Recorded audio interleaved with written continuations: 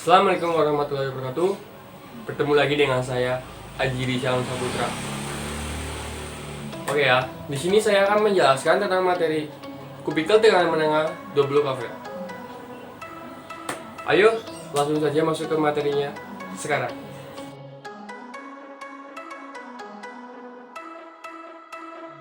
Oke, kita masuk ke materinya ya, kubikel tekanan menengah double cover.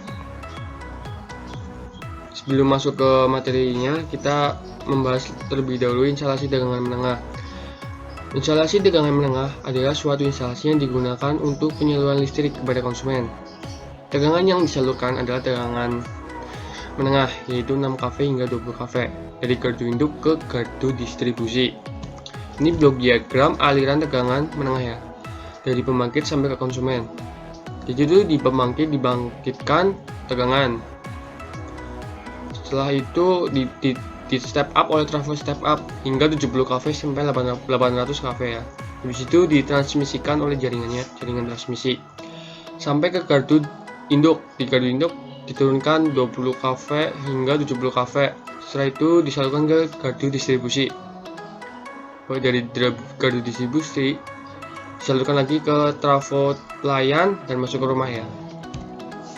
Ini selanjutnya sistem distribusi instalasi tegangan menengah. Yang pertama itu sistem distribusi radial. Jadi itu sistem ini itu saluran yang dikondisikan untuk bentuk dasar dan bentuk saluran yang sederhana. Jadi itu satu sumber untuk beberapa titik ya. Jadi itu bercabang-cabang. Ini dari gambar sistem distribusi radial. Itu satu sumber, ini satu sumber, dan ini bebannya itu banyak bercabang-cabang ya. Itu jadi disebut sistem distribusi radial. Oke, kita sudah mengenal tentang instalasi tegangan menengah ya. Kita masuk ke materinya, itu pengertian kubikel tegangan menengah.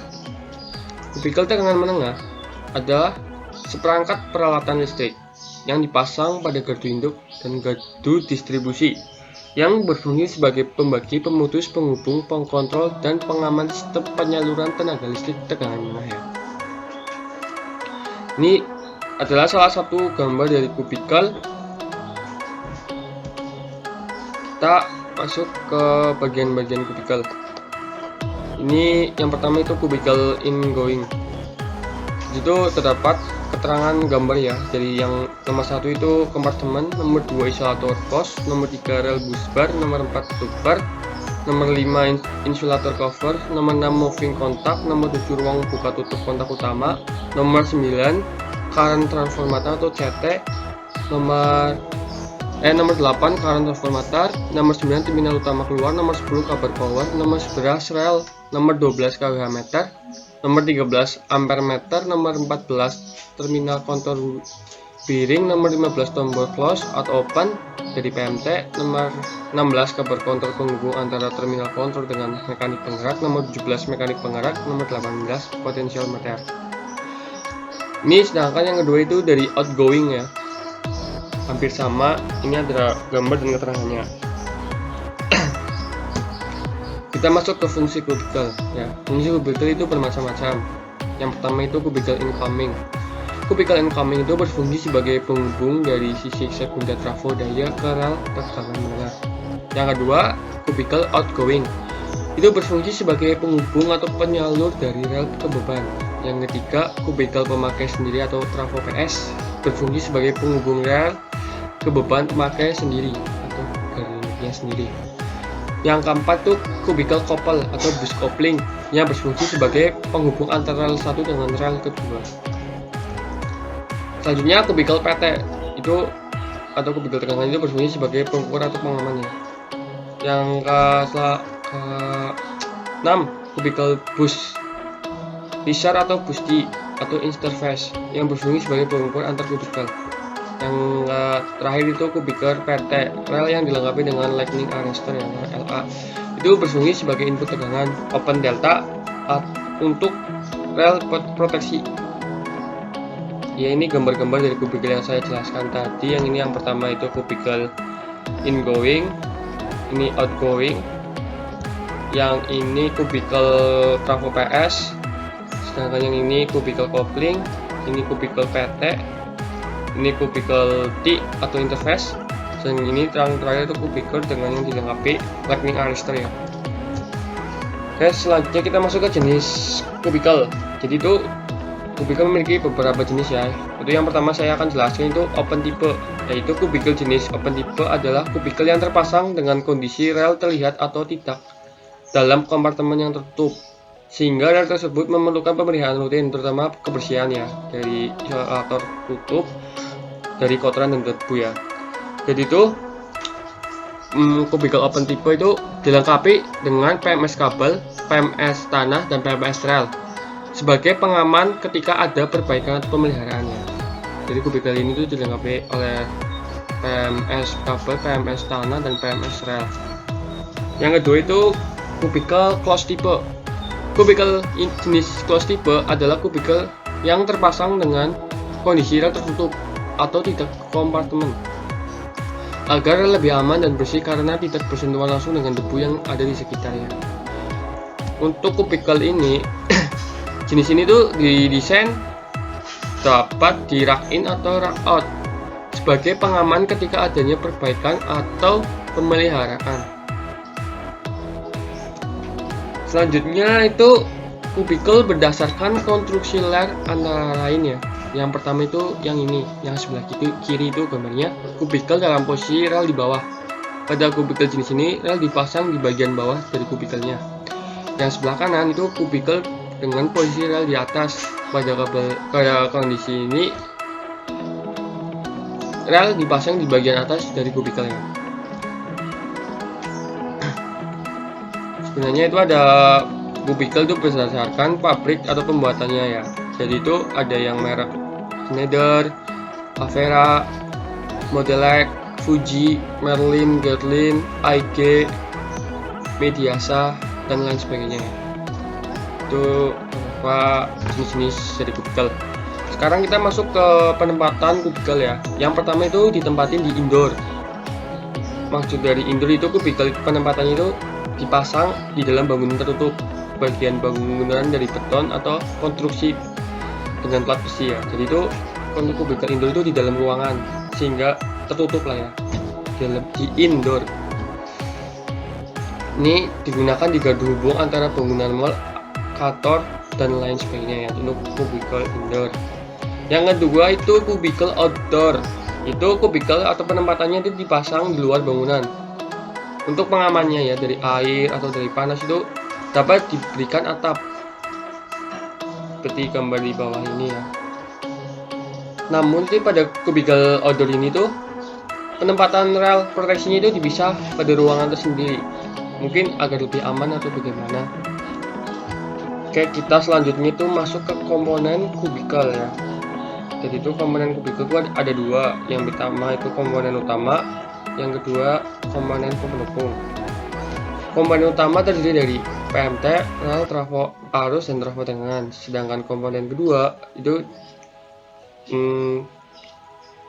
antara lain ya, rel dan meter, kontrol dan indikator, pemanas, sama handle kubikel. Kita masuk komponen utama. Yang pertama itu pemutus tegangan atau PMT ya. PMT terpasang pada kompartemen yang pada jenis tertentu terpasang, atau withdrawable circuit breaker ya. Jadi itu PMT itu memiliki fungsi adalah sebagai saklar yang dapat digunakan untuk menghubungkan atau memutuskan arus atau daya listrik sesuai dengan ratingnya ya, berdasarkan media pemadaman brosur api listrik tersebut. PMT dapat dinamakan menjadi tiga, yaitu yang pertama PMT minyak sedikit atau low oil circuit breaker, yang kedua PMT SF6, yang ketiga PMT vakum.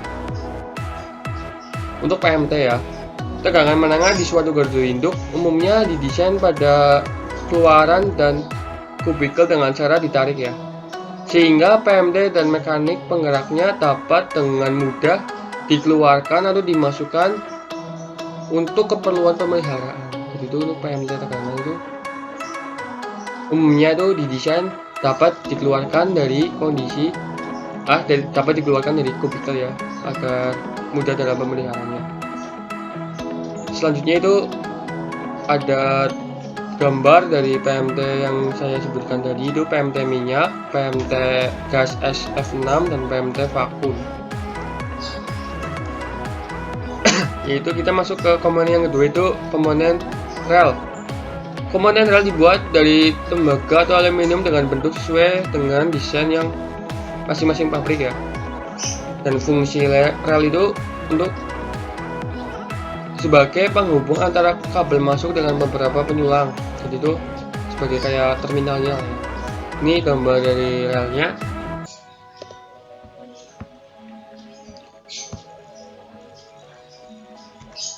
Kita masuk ke trafo CT. Trafo CT itu berfungsi untuk menurunkan arus AC yang besar menjadi arus AC yang kecil sesuai dengan kebutuhan instrumen yang tersambung. Jadi itu jenis CT yang terpasang pada kubikel tegangan menengah itu biasanya yang pertama itu berbentuk cincin, yang kedua itu bentuk cor-coran atau design ya, seperti yang waktu itu kita ke trafo Indo ya. Selanjutnya kita masuk ke bagian-bagian trafo arus ya, yaitu yang pertama kumparan primer, kumparan sekunder, inti besi, dan terminal primer, terminal sekunder. Itu dari trafo arus. Sedangkan ini gambar dari CT tipe ring atau cincin. Untuk selanjutnya kita masuk ke trafo tegangan. Oke, untuk trafo tegangan itu fungsinya untuk menurunkan tegangan tinggi menengah AC menjadi tegangan rendah sesuai dengan tegangan nominal instrumennya. Perbandingan informasi rasionya adalah sebagai berikut: 20 volt banding 100 volt, atau ya 20 akar 3 volt banding 100 akar 3 volt. Selanjutnya 200 volt 100 banding 100 volt, yaitu 20 volt banding akar 3 volt banding 100 volt banding 3 volt. Jadi seperti itu untuk tegangan trafonya. Untuk bagian-bagian utama dari trafo tegangan itu seperti trafo arus juga, ada kumparan primer, kumparan sekunder, inti besi, dan yang keempat itu terminal primer sama terminal sekunder ya. Ini gambar dari PT atau trafo tegangan. Selanjutnya itu pemisah rel dan pemisah tanah. Ini harus ada sih juga sih pemisah rel atau pemisah rel itu berfungsi itu memisahkan peralatan yang akan dipelihara agar terlihat secara visual bahwa peralatan yang akan dipelihara itu sudah terpisah dari bagian bertegangan sehingga aman bagi petugas terhadap tegangan dari luar peralatan tersebut ya. Jadi pemisah itu fungsinya itu memisahkan peralatan yang dipelihara pada saat secara visual itu secara penglihatan bahwa peralatan tersebut itu sudah terhindar dari tegangan dari luar ya. Sedangkan yang kedua itu pemisah tanah atau grounding. Pemisah tanah berfungsi untuk pengaman petugas yang akan bekerja agar aman terhadap tegangan sisa dan tegangan induksi. Pemisah tanah pada kubikel untuk mentanahkan di sisi kabel, sedangkan untuk mentanahkan di sisi rel harus dilakukan secara manual melalui grounding lokal. Kita masuk ke komponen pendukungnya ya. Itu komponen pendukung dari kubikel itu ada rel meter, kontrol indikator, pemanas, dan handle kubikel ya. Ini dari sini single diagraman dari komponen utama sama komponen pendukungnya itu seperti gambar di sini ya. Jadi itu kita kodekan OCR itu sebagai rel arus lebih ya. Itu sebagai pengaman terhadap gangguan hubung singkat fasa-fasa. Yang kedua itu rel gangguan tanah atau GVR sebagai pengaman gangguan tanah. Yang ketiga rel penutup balik otomatis itu sebagai untuk menormalkan kembali SUTM jika terjadi gangguan. Jadi setelah ada gangguan itu dapat dinomarkan dengan rel penutup bagian otomatis ya. Untuk yang selanjutnya itu rel frekuensi kurang. Jadi berfungsi untuk pelepasan beban jika terjadi gangguan frekuensi. Jadi jika frekuensinya kurang tuh menggunakan ini ya. Yang keempat itu ampere meter, itu berfungsi untuk pengukuran arus, kWh meter berfungsi untuk pengukuran energi, dan kV meter berfungsi untuk pengukuran tekanan. Selanjutnya kita ada juga untuk lampu indikator ya.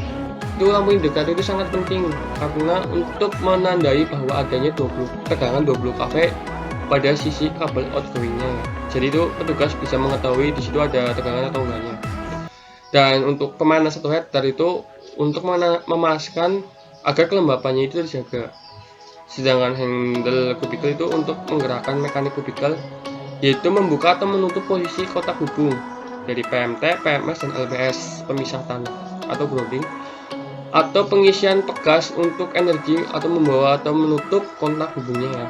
Sedangkan yang terakhir itu sistem interlock atau pengunci. Kubikel dilengkapi dengan sistem interlock untuk mencegah kemungkinan kesalahan atau kelainan operasi dari peralatan dan untuk menjamin keamanan operasinya. Jadi itu dari kedua komponen-komponen yang utama sama komponen mendukung itu saling berkaitan ya, dan memiliki fungsinya masing-masing. Yang selanjutnya itu pedoman pemeliharaan atau in service, kayak pemeliharaan periode bulanan, tahunan, atau harian lah ya gitu. Jadi yang pertama itu in service inspection.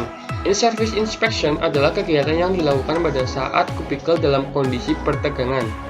Jadi itu tujuannya adalah untuk mendeteksi secara dini ketidaknormalan yang terjadi di dalam kubikel tanpa melakukan pemadaman. Jadi itu untuk pemeliharaan in service inspection itu dilakukan tuh awal loh. Jadi itu pada saat beroperasi. Jadi itu tidak menunggu adanya pemadaman. Jadi itu ada periode harian ya. Jadi itu setiap hari itu pemeriksaan indikator pegas mekanik pada PMT. Yang kedua, monitor tekan gas SF6 flow. Itu pada pemeriksaan periode harian.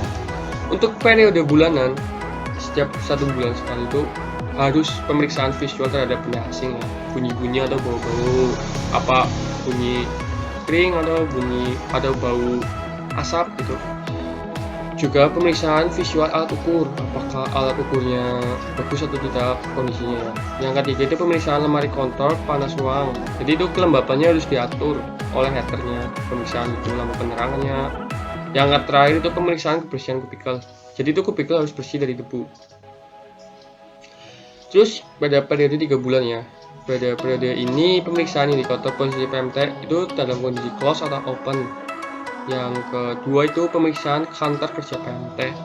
Sedangkan untuk periode 2 tahun itu pemeriksaan struktur mekanik kubikelnya.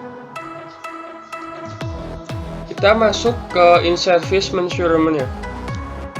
Jadi itu in service measurement itu merupakan pengukuran yang dilakukan pada periode tertentu dalam pada keadaan peralatan itu bertegangan.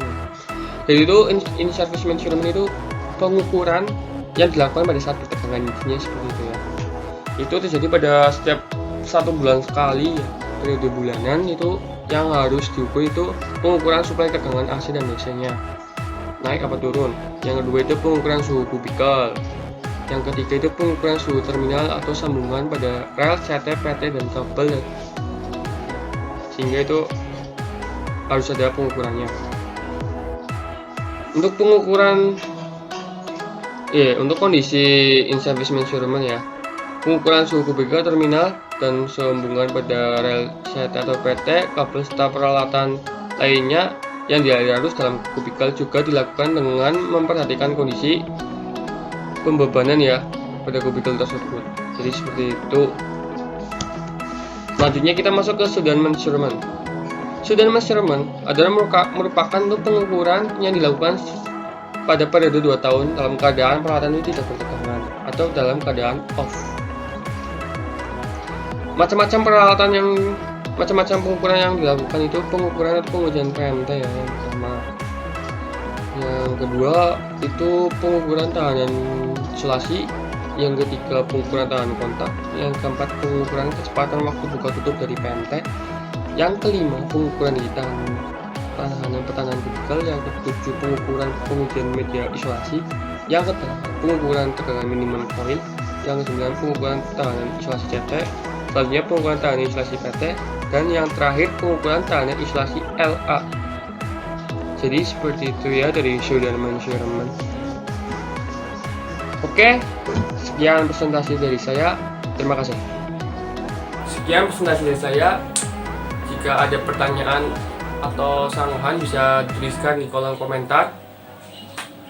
Kurang lebihnya mohon maaf. Wassalamualaikum warahmatullahi wabarakatuh. Salam.